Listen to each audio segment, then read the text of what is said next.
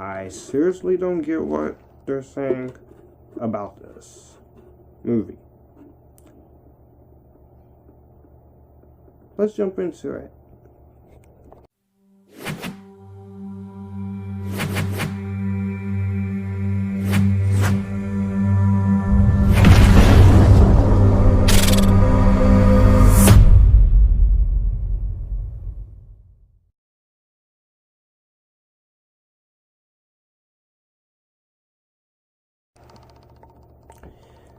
Aquaman is the 6th movie in the DC Cinematic Universe, or as I'm now calling it, the world of DC. This is the 3rd live-action theatrical film with Aquaman, following Batman vs. Superman: Dawn of Justice and Justice League, and the first full-length feature film centered around the character.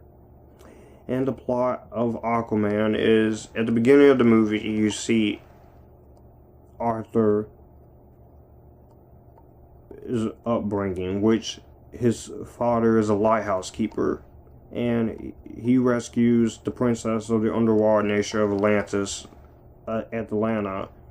So they have a son with Arthur, and he's born with the power to communicate with marine life forms. His mom is forced to abandon her family and return to Atlantis, entrusting her advisor, Noidus Voco, to the mission of training Arthur. He becomes a skilled warrior, and but he is rejected by the Atlanteans for being a half-breed, and he leaves Atlantis behind. Then we cut to that, and we cut to 1 year after the invasion of Steppenwolf in Justice League, and he is basically doing what he's basically confronting a group of pirates, hijacking a plane, and what happens is he is supposed to be king, but Mira shows up, and she asks Arthur for help, but he doesn't want to do it at first, but then he decides that he has to go down there to Atlantis, fight his half-brother, and reclaim his throne, basically. A lot of critics have said this film they say the story is messy and the runtime is a little too long, but the runtime, I will agree that it is 2 hours and 23 minutes too long, but it didn't really. The runtime doesn't really bother me. I was invested. I was invested with all the other DC films. Now, I am a defender of the DC Cinematic Universe. I am one of those people who likes Man of Steel. I love the heck out of Batman vs. Superman: Dawn of Justice. I've talked about that movie multiple times. Suicide Squad is an okay film, but it has a lot of problems, especially when it comes to the villain and the underusage of Jared Leto in that movie. Joker needed to be the main villain instead of Enchantress. Wonder Woman is my second favorite DC film. That was the best movie of 2017 for me. Had a lot of fun with that. In Justice League, while it does have problems, I do like Justice League. I still love it. And this movie's no exception. James Wan, he's a great director. So I was pretty curious to see what he could come up with, and he's a great director. He puts a lot of atmosphere in his movies, even in his scary movies. Insidious, Saw, and of course, he made the best Fast and Furious movie, to me, Furious 7, which ultimately, in my opinion, should have been the last, but you just had to make Fate of the Furious and Fast 9 and 10, but the series is almost done now. After Hobbs and Shaw, they just have 2 more and they'll be done. I will admit that the story is a little convoluted, but it's not as convoluted as people are saying it is. And there is some dialogue that is a little cheesy, but a character like this, like Aquaman, could have easily failed. And I know a lot of people make fun of the character of Aquaman. I don't. I think Aquaman, he's a pretty cool character. If you want to have the right to make fun of a DC character, you should make fun of Green Lantern, because that movie, from the Green Lantern movie, still leaves bad memories in my. But Venom is more worser than Green Lantern. So we found a movie that is even worse. Yeah, that's right. The action sequences are really well done. I really love the action sequences. It's great action. I really enjoy it. The action scenes here, it was very fun. Especially that last action scene at the end with him, Mira, and his mom going underwater and take back the throne. That was a heck of a fight. A lot of great special effects there. The budget is $160 to $200 million, and this movie is making back its money, and it deserves it. And the editing is not really a problem. I also really like the way this movie looks, the cinematography. It looks really well done. You get some nice shots, location, especially the underwater sequences, which I know for James Wan, who is the director of the film, he said the underwater sequences was very tough to do. And it is very tough to do because it's a lot of underwater work that has to be required. The score by Rupert Gregson-Williams is really well done. This is the second film composed by him after Wonder Woman. I really love the score. I haven't listened to the song for the film yet, Everything I Need by Skylar Grey, but I have heard the score throughout the entire film. And the special effects are really well done. I really love the special effects. They're done by Industrial Light Magic, Weta, who also did effects for the Lord of the Rings, Middle-earth movies, and most of the MCU films. Meta Studios and Digital Domain, and the effects are amazing. Nothing looks dated here. Nothing looks dated. It looks really good.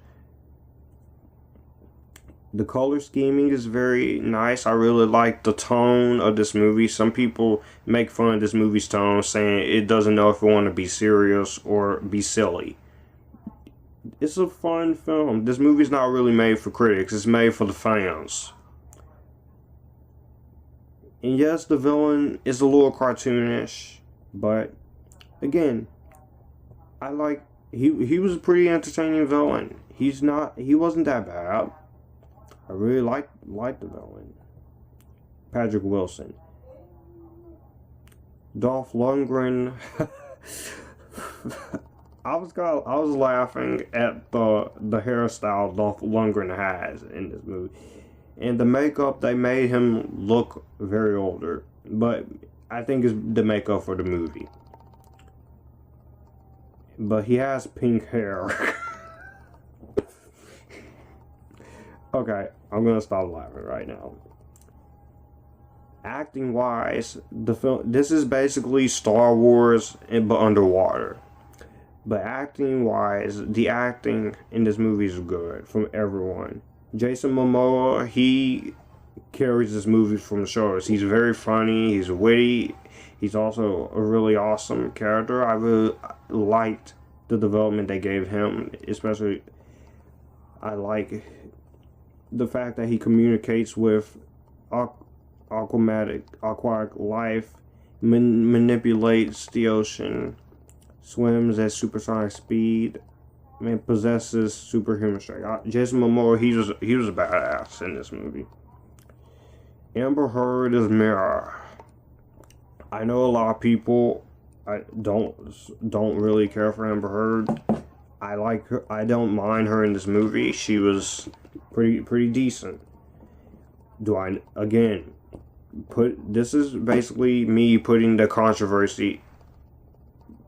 not even going into the controversy between her and Johnny Depp, because that doesn't even matter now. We're in 2019, and hey. But she was really good as the love interest. I didn't mind the chemistry. I liked her powers. She's raised by Nicole Kidman's character. She has hydrokinetic telepathic powers that allow her to control the environment and communicate with other Atlanteans. I like the costume. It is very loyal to the comics. It's the Mara's green outfit, the red hair. She does a good job. William Dafoe, he was really great. Patrick Wilson was really great. Dolph Lundgren is good. Nicole Kidman, she's in here for a little bit, but she's great. You also got Tamara Morrison, who played Jango Fett in Star Wars Episode 2, Attack of the Clones in here. He was really great. I love the acting in the film. I like the choice of style that they go here. Like I said, and you also have a little bit of a voice cameo by Julie Andrews. Now, I did watch this with my mom and my sister, and I didn't tell them that. They had to figure that out for myself. But the one talking to them, the mythical sea creature, that was the voice of Julie Andrews, aka Mary Poppins herself. And the acting was so. Acting, action, the visual style, the atmosphere, the humor. And there's a lot of things. You know what? There's so much good in this movie that I don't see why people are giving this movie flack. People, you have been biased towards the DC franchise ever since Man of Steel. You're even biased to most of the freaking TV shows, including Arrow and Supergirl. But the TV shows are still good, alright? This season of Legends of Tomorrow is slacking a lot. But overall, Aquaman was is an awesome film. I love Aquaman. I don't care what anyone says. Aquaman is a fun film. And I wasn't expecting it to be preachy, Oscar worthy. That's not what this movie is meant to do. This movie is meant to entertain you. It's meant to get you to have fun, go in the field, have a good time, and come out. And yes, I'm going to say it. I would love to see a sequel to this. Because the movie is doing so well, and Jason Momoa, he said he has the beginning for a second movie already written. He has the idea for the beginning of Aquaman 2. And you know what? I would love to see a Flash film whenever they decide to do it. I would love to see a Man of Steel 2, but it has to be better than the first Man of Steel in the case of tone. I would love to see a live-action Supergirl film. That's not going to bother me. It may not be Melissa Benoist's Supergirl, but I'm sure whoever you can find, she'll do her job. You know I'm already excited for Wonder Woman 1984 for next year. So that ain't no surprise like that. But Aquaman, I really like this movie. This movie should at least get a nomination for visual effects at the Academy this year's Oscars. If it doesn't, then you are pretty biased towards the DC Academy Motion Picture Arts, because Wonder Woman was robbed of an Oscar, but Gal Gadot, she said it wasn't made for the Oscars, it was made to entertain. So I'll give you that. But Aquaman, I'm giving this movie an Epictastic. You know what? I'm gonna do it. I said I did it. So you can hate on me for liking this movie all you want. You ain't gonna change me. And yes, this will be going on my best movies 2018. But as far as the ranking of the world of DC Cinematic Universe, or the world of DC, this is how it goes. Coming to number 6 is Suicide Squad. At number 5, Man of Steel. Number 4, Justice League. Number 3 is Aquaman. Number 2 is Wonder Woman. And number 1 is still Batman vs. Superman Dawn of Justice. Always. Always. Always. So let me know what you guys think about Aquaman down below. Now, I respect all you guys' opinion because we all have different tastes, but I just find this movie lived up to its potential. Everybody being so scared because Warner Bros. Was going to mess it up. They're going to interfere. Sometimes people who are not excited for movies like this or Captain Marvel, you have to put your alter ego and your previous experiences aside. You have to be more like me. Be more optimistic and more faithful. Have faith. That's what I do with movies. Even if the movie is bad. Even if some of the movies that I'm not excited for this year. I'm not really excited for Charlie's Angels 2019 because of Kristen Stewart's in it. There, I said it. And I'm not taking that back because I have a hatred towards Kristen Stewart now. Sorry. So, let me know what you guys think of Aquaman down below. Do you like it? Do you not like it? I will see you guys in the next video. Be sure to follow all my social media links. Let's continue the road to 1K subscribers. And you guys keep it cool and let's join the Epictasticness. Bye-bye.